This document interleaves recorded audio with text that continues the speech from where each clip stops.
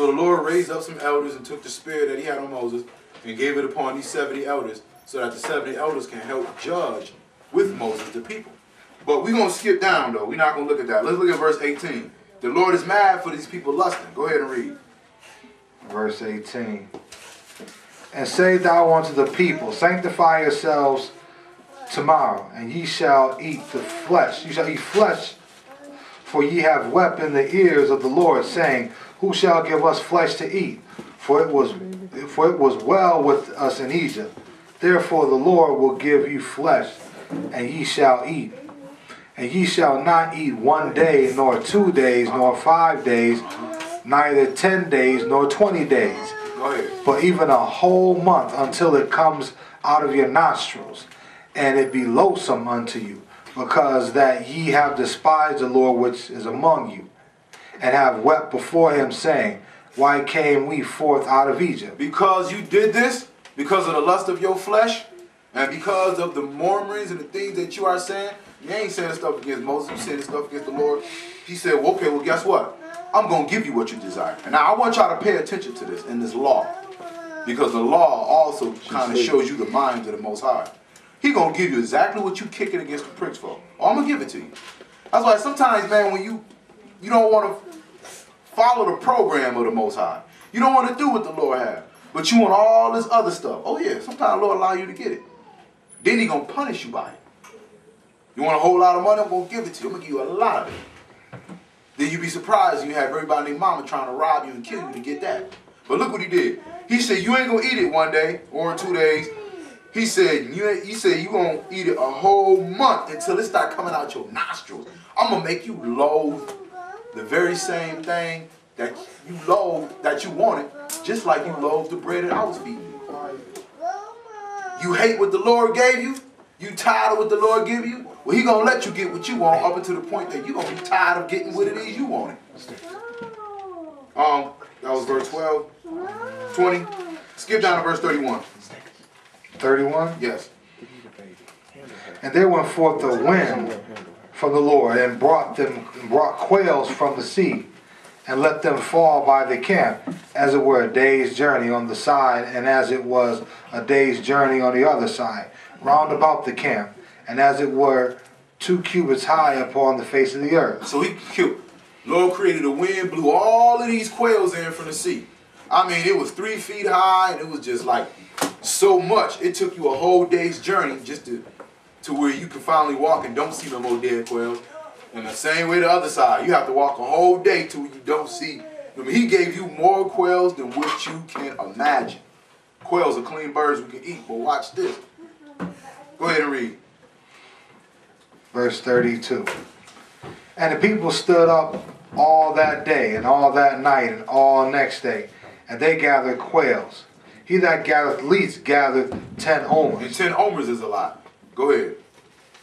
And they spread them all abroad for themselves round about the camp. And while the flesh was yet between their teeth, ere it was chewed, and the wrath of the Lord was kindled against the people. And the Lord smote the people with a very great plague.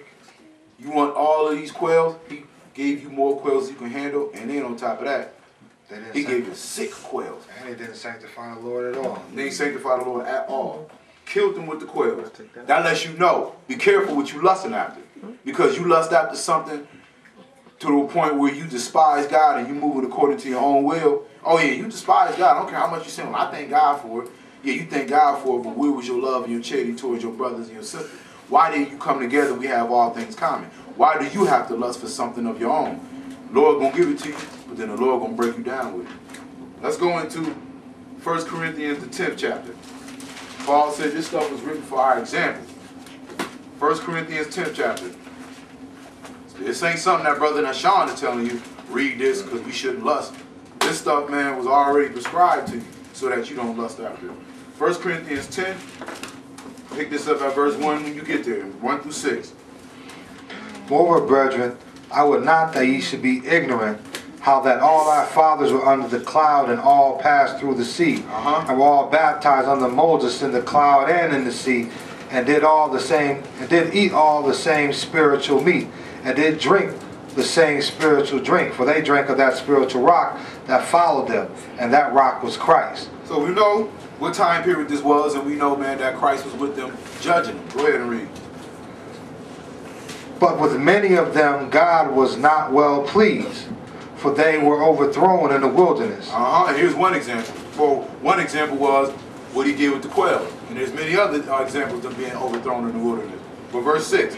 Now these things were our examples, to the intent we should not lust after evil things, as they also lusted. And these things were our examples, that we don't lust after evil things.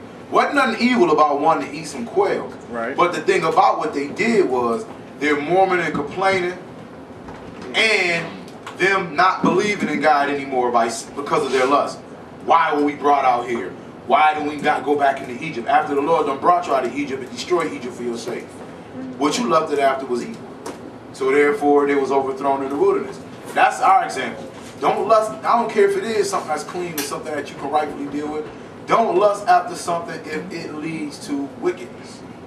If it leads to selfishness. If it leads to you acting strange or funny. Or all of these negative attributes that may come out of it. Watch what you desire. Anything you desire, your brothers and your sisters should be able to benefit off of in some fashion or another. Now, let's go into, matter of fact, I'm going to read something else here. Read verses 11 and... Verse 11? Yes.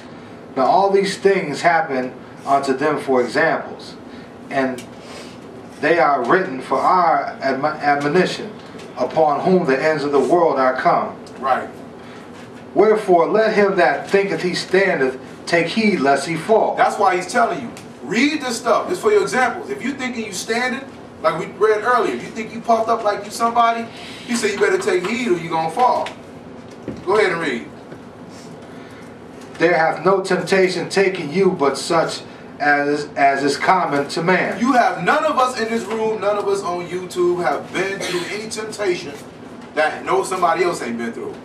Your temptation is nothing unique. So we all have been through this common temptation.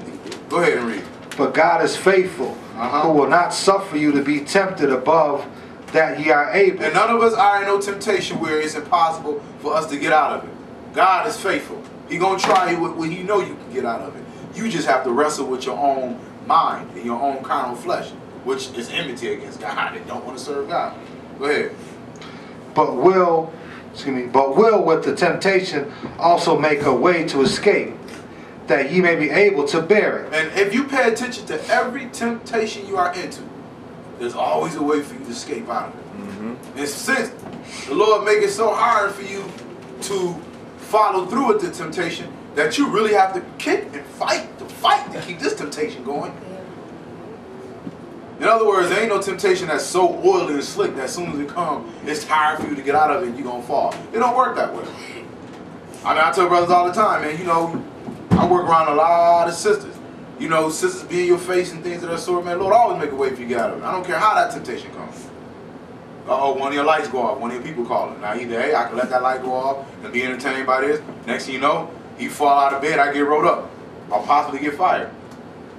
In other words, I don't want that calamity to happen. Even if that flesh say, hold that thought.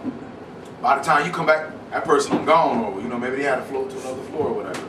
Or let's just say it ain't got nothing to do with that lustful temptation. Because sometimes we think temptation is always about lust or desires or, you know, sexual morality or whatever. Sometimes temptation could just be anger. Somebody says something, brother, sister done said something to me, and I'm like, oh, who the fuck is they? I know this person, man. Now, either A, but that person did turn around and say something else that made me realize, yeah, but I shouldn't have did what I did last week though. So they got a right to be mad. Even though they coming to me with a funky attitude, that's my door of escape right there. Realizing, man, I can't really get mad because I'm in the wrong. But if I don't, and I want to give in to my anger and be tempted, not only is they railing on me about how they feel, but even my dirt and what I did gonna get smashed in my face. Now I'm mad and I'm looking stupid. So the Lord always make a door for you to get out of it. All you have to do is just humble yourself. Humble yourself, like we read earlier. Skip down to verse 16. Matter of fact, read verse